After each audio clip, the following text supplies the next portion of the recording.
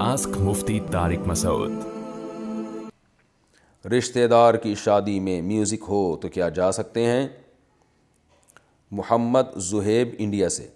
اگر ہمارے کسی رشتہ دار کے ہاں شادی ہو، اگر ہم اس میں نہ جائیں تو ان کے ناراض ہونے کا خطرہ ہو، اور ناراض ہونے کا خطرہ بھی ہو، اور ان کی شادی میں گانے بھی بجتے ہوں، تو کیا ہمارے لیے ایسی شادی میں جانا جائز ہوگا؟ بھائی محمد زہیب،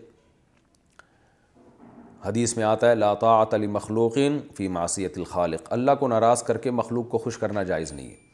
تو اتنا جو ہم لبرل بن جاتے ہیں نا بعض دفعہ، کہ جوڑ پیدا کرنے کے لیے، لوگوں کو خوش کرنے کے لیے، رشتہ داری کو جوڑنے کے لیے حدود، شریعت کی حدود سے بھی کراس کر جاتے ہیں، تو یہ جائز نہیں ہے۔ تو ایسے موقع پہ اگر رشتہ دار ناراض بھی ہوتے ہوں تو ناراض کرنے کا ان کو گناہ ہوگا کہ اپنے ایک رشتہ دار کی خاطر انہوں نے گانے بند کیوں نہیں کیے۔ بھائی ان کا بھی تو فرض بنتا ہے نا رشتہ داری جوڑیں، تو ان کو چاہیے کہ چلو اللہ کے لیے نہیں، رشتہ داروں کے لیے میوزک بند کر دیں کہ ہمارا ایک رشتہ دار ہے وہ نہیں آ سکے گا، لیکن وہ اتنے ڈھیٹ ہوتے ہیں، وہ کہتے ہیں آنا ہے آؤ، نہیں آنا ہے جاؤ بھاڑ میں۔ تو وہ گناہ پر اتنے ڈھیٹ ہوتے ہیں اور رشتہ داری جوڑنے کا خیال نہیں ہوتا۔ آپ نیکی پر اتنا مضبوطی کیوں نہیں دکھاتے؟ آپ گناہ کا بائیکاٹ کرنے میں مضبوطی کیوں نہیں دکھاتے؟ تو ایسے موقع پہ آپ کے لیے جانا جائز نہیں ہے، چاہے رشتہ داری ٹوٹتی ہے یا نہیں ٹوٹتی، اس سے آپ کو غرض نہیں ہونی چاہیے۔ البتہ یہ ضرور ہے کہ نہ جانے کا طریقہ ایسا نہ ہو جس سے ان کے دل میں اور نفرت پیدا ہو۔ یعنی آپ ان کو یوں نہ کہیں فون کر کے تم لوگ تو ہو ہی 2 نمبر لوگ، تم لوگ تو ڈانس کرتے ہو، گانے گاتے ہو، اور یہ میوزک شو ہو رہا ہے تمہارے یہاں، بےہودہ لوگوں، ایسی بےہودگی میں نہیں جاتا۔ بعض لوگوں کا اسٹائل یہ ہوتا ہے جاؤ تم لوگ تو بے حیا ہو، تمہیں تو غیرت ہی ختم ہو گئی، ماؤں بہنوں اور بیٹیوں کی بارے میں جو اللہ نے غیرت رکھی ہے وہی ختم ہو گئی، کیسے جو ہے نا مس گیدرنگ میں تم دوسروں کی عورتوں کو دیکھتے ہو اور وہ تمہاری عورتوں کو دیکھتے ہیں، تمہیں شرم نہیں آتی؟ اس طرح سے نصیحت کرتے ہیں کہ اور آگ لگ جاتی ہے۔ تو رشتہ دار پھر جواب میں کہہ رہے ہیں ہاں غیرت مند تو تم اکیلے ہی پیدا ہوئے ہو نا دنیا میں، ہم تو ہیں ہی بےہودہ، ہم تو ہیں ہی نالائق، اور اچھے تو تم ہی ہو، تم تو ہمیں پتہ ہے۔ پھر وہ آپ کی برائیاں نکالنا شروع کر دیں گے، ابے ہمیں پتہ ہے تم اس دن گلی کے نکڑ پہ کھڑے ہو کر کیا کر رہے تھے، ہمیں سب پتہ ہے تمہارا، اور موبائل میں تم کیا دیکھ رہے تھے سب، اتنا نیک بننے کی ضرورت نہیں ہے، اور صبح و شام جو ہے نا کتنی انٹیوں کو چھیڑتے ہو، ہمیں سب پتہ ہے تمہارے بارے میں، اور یہاں آ کے نیک بن جاتے ہو۔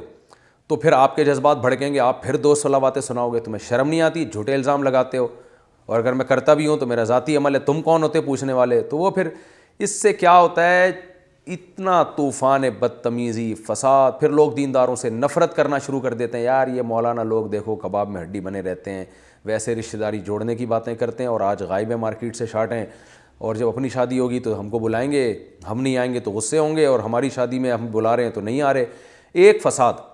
تو اس لیے اللہ نے قرآن میں کیا فرمایا، ادعو الی سبیل ربک بالحکمۃ والموعظۃ الحسنہ، کہ اپنے رب کی طرف دعوت دو اچھے انداز سے۔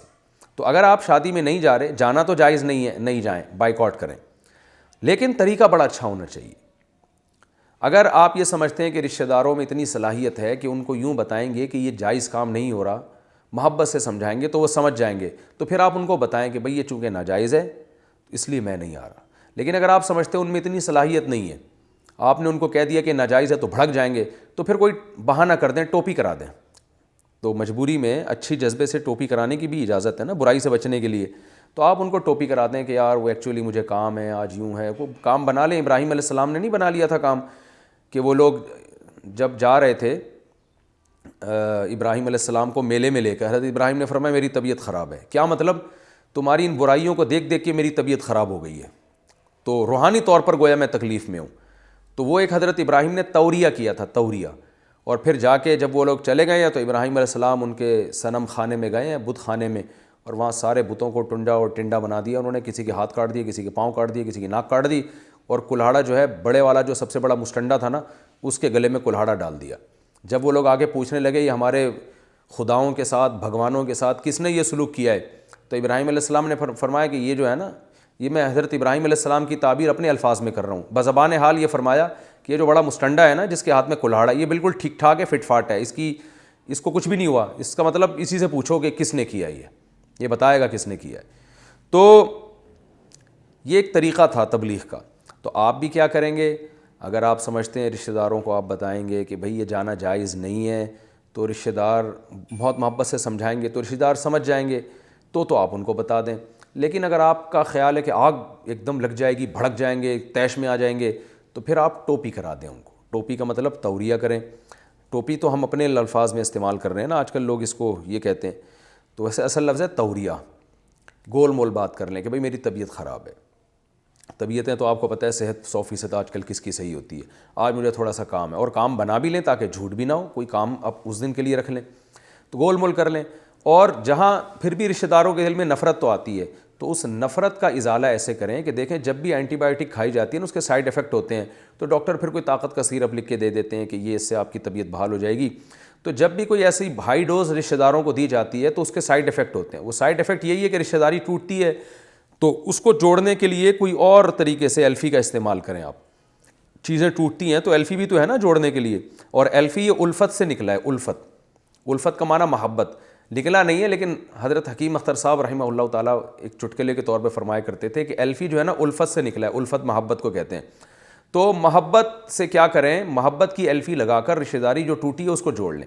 اور محبت کی ایلفی کیسے ہوگی, اچھے ڈائلاگ استعمال کریں. بھائی آپ لوگ ہیں تو بہت اچھے غیرت مند لوگ ہیں, بہت اچھے لوگ ہیں, بس اس دفعہ پتہ نہیں آپ نے کیا یہ میوزیکل شو کا انتظام کیا ہوا ہے جو اچھا نہیں لگ رہا, لیکن بہرحال آپ کر رہے ہیں, اچھا تو نہیں ہے, ہیں آپ لوگ بڑے غیرت مند, لیکن یہ اس دفعہ آپ اچھا کام نہیں کر رہے. اور تھوڑا سا ان کو ہدیہ دے دیا جائے. ان کو یہ کہا جائے بھائی جو آپ کے یہاں شادی ہو رہی ہے, کوئی میرے تعاون کی ضرورت ہو تو مجھے بتائیں, کوئی چیز کھانا منگوانا ہو, آرڈر کرنا ہو کہیں کچھ, میں بھی حصہ ڈال دوں گا اس میں. پورے پیسے تو میں نہیں دے سکتا, اگر دے سکتا ہوتا تو میں خود نہ کر لیتا شادی, تو پورے پیسے میں دے نہیں سکتا, لیکن کچھ چلے جی ایک دیگ کا خرچہ میں دے دوں گا. اور جو ہماری بہن جس کی شادی ہو رہی ہے وہ ہماری بہن ہی لگتی ہے کہ دینی بہن ہے, تو اس کو کچھ تعاون کی ضرورت ہو, کچھ جہیز کی مد میں, وہ جو داماد ہے نالائق جہیز تو لے رہا ہوتا ہے آج کل, تو میں اس میں تعاون کر دوں گا.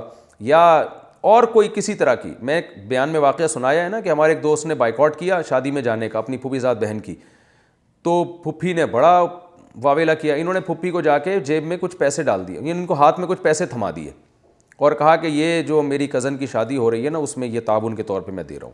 تو جیسے ہی پیسے دیے ہیں تو پھوپھی جو ہے نا اب ان کا دفاع کرنے لگی. سارے کزن کہہ رہے تھے یار یہ کدھر غائب ہو گیا, تو پھوپھی کہہ رہی بھائی کام پڑ جاتا ہے انسان کو, انسان ہے 10 حاجتیں ہیں, انسان ہے بہت ساری ضرورتیں ہوتی ہیں, وہ کوئی کام ہے اس وجہ سے بیچارہ نہیں آ سکا. وہی پھوپھی جو پہلے اتنا زیادہ سب کو مخالف کر رہی تھی کہ میرا یہ بھتیجا اتنا نالائق ہے کہ میری بیٹی کی شادی میں نہیں آ رہا, اور بھتیجے کی ماشاءاللہ داڑھی بھی, تو یہ مولوی ہوتے ہی ایسے ہیں, مولوی ہوتے ہی 2 نمبر ہیں, یہ تو رشتہ داری توڑتے ہیں, یہ موقع پہ بڑے غیرت مند بن جاتے ہیں. لیکن جب لفافہ گیا ہے پھوپھی کے پاس, اللہ کا فضل ہے کہ ایسا جیسے کسی نے ٹھنڈا پانی ڈال دیا ہو, اور وہ ہر جگہ دفاع کرتی پھر رہی میرا بھتیجا. وہ لوگ کہہ رہے ہیں کیوں نہیں آیا, کہہ رہے بھائی میری بیٹی کی شادی ہے, مجھے پتہ ہی نہیں آیا, وہ بیچارہ مجبور ہے, کوئی کام ہے اس کو. تو اس طرح دینداروں کو چاہیے, اللہ نے مالی وسعت دی ہے تو رشتہ داروں کو لفافے میں پیسے ڈال کے دے دیں اور بولے میں نہیں آ رہا, تو دیکھیں آپ خود بخود وہ ہر طرح سے آپ کا دفاع کریں گے. بلکہ رشتہ داروں کو اگر سب لوگ تھوڑے تھوڑے پیسے دینا, رشتہ دار کہیں گے کوئی بھی نہ آئے ہماری شادی میں, پیسے بھجوا دو بس, یہ اکاؤنٹ نمبر ہے, اور سب کو ہماری طرف سے دعوت ہے کہ وہ نہ آئیں, باقاعدہ یہ آرڈر جاری کریں گے وہ, تو نہ آئیں, باقاعدہ وہ پیسے بھیج دیں. تو یہ ایلفی ہے, جو پیسہ ہے نا یہ ایلفی ہے, یہ ایسی چیز ہے پولیس والوں کی جیب میں ڈالا جائے تو وہ ٹھنڈے ہو جاتے ہیں, جج کی جیب میں ڈالا جائے تو وہ آپ کے حق میں فیصلہ دے دیتا ہے. مشہور واقعہ ہے کہ وہ جو جج تھا وہ عدالت میں جو ہے نا وہ کیس لڑ رہا تھا, تو جو مجرم تھا نا اس کے وکیل نے کہا جج کو کہ میرا جو موکل ہے, یعنی جو میرا جو جس مجرم کی میں حمایت میں کیس لڑ رہا ہوں, اس کی جو حق میں جو دلیل ہے نا وہ قانون کی فلاں کتاب کے صفحہ نمبر 225 پہ ہے. تو جج نے قانون کی فلاں کتاب کا صفحہ نمبر 225 کھولا تو اس میں 5000 کا نوٹ نظر آیا. تو جج نے کہا ایسے 2 ثبوت مجھے اور چاہیے. تو یہ ایسی چیز ہے میرے بھائی, تو لوگ اس کو غلط چیزوں میں استعمال کرتے ہیں, رشتہ داری توڑنے کے لیے, رشوت دینے کے لیے استعمال کرتے ہیں. آپ یہ پیسہ رشتہ داری جوڑنے کے لیے استعمال کریں. تو شادیوں میں نہ جائیں, جو ناجائز شادیاں ہو رہی ہیں, ایسی مکس گیدرنگ ہو رہی ہے, حرام ہے, ناجائز ہے, بائیکاٹ کریں. لیکن رشتہ داری جوڑنا بھی شریعت کا حکم ہے, تو پیسے کھلا کھلا کے رشتہ داری جوڑیں. اور حدیث میں آتا ہے جس کے پاس پیسہ نہیں ہے تو آپ صلی اللہ علیہ وسلم نے فرمایا بل الارحام ولو بالسلام, رشتہ داری کو تر رکھو اگرچہ سلام کے ذریعے, گزرتے گزرتے سلام کر لیا کریں. جس ماموں کی بیٹی کی شادی میں آپ نہیں گئے, جب بھی گزرے ماموں جی السلام علیکم, کیا حال ہے آپ کا, آپ خیریت سے ہیں, طبیعت ٹھیک ہے آپ کی, ماموں اس سے آپ کے خوش ہو جائیں گے, پھپھی آپ کی خوش ہو جائیں گی. وہ جو ان کو زخم پہنچا تھا نا شادی میں نہ آنے کا، اس زخم کی تلافی ہو جائے گی. فون کر کے ہیلو ہائے پوچھ لیں، بھائی سب خیریت سے ہو گیا، ایکچولی میں نہیں آ سکا، مجھے کوئی مجبوری تھی، باقی آپ ٹھیک ہے نا. تو یہ سلام کا مطلب ہے، ہیلو ہائے کر لیا جائے ان سے، اس سے بھی رشتہ داری جڑ جاتی ہے. اور نبی صلی اللہ علیہ وسلم نے فرمایا کہ صدقے میں یہ بات بھی داخل ہے، ان تلقى اخاک بوجہ طلیق، کہ اپنے مسلمان بھائی سے خندہ پیشانی سے ملو، مسکرا کے ملو. تو اب کیا ہوگا کہ جب آپ شادی میں نہیں آئیں گے رشتہ دار ملامت کریں گے، لیکن آپ جب بھی ان سے ملیں مسکرا کے، اچھے سلوک کے ساتھ. تو جب جیب میں دھیلا بھی نہ ہونا تو پھر یہ پیکج بھی آپ کے پاس ہے رشتہ داری جوڑنے کے لیے. لیکن پہلا پیکج وہی ہے کہ کچھ خرچ کرنا سیکھیں. تو یہ بہت اہم پوائنٹ کی بات تھی. میں اس لیے میں نے اس سوال کا جواب اتنی ڈیٹیل میں دیا، کیونکہ اس میں بھی افراط و تفریط ہو رہا ہے. بعض ایسا رشتہ داروں کا بائیکاٹ کرتے ہیں کہ گئے، اور بعض ایسے نرم پڑ جاتے ہیں کہ ہر ناجائز کام میں رشتہ دار ان کو گھسیٹ رہے ہوتے ہیں. پھر لوگ کہتے ہیں ان دینداروں کو دیکھو، ویسے کہتے ہیں ناجائز ہے، لیکن جب اپنا مسئلہ آتا ہے تو ان کے لیے سارے کام جائز ہو جاتے ہیں. تو اللہ تعالیٰ عمل کی توفیق عطا فرمائے. آسک مفتی طارق مسعود.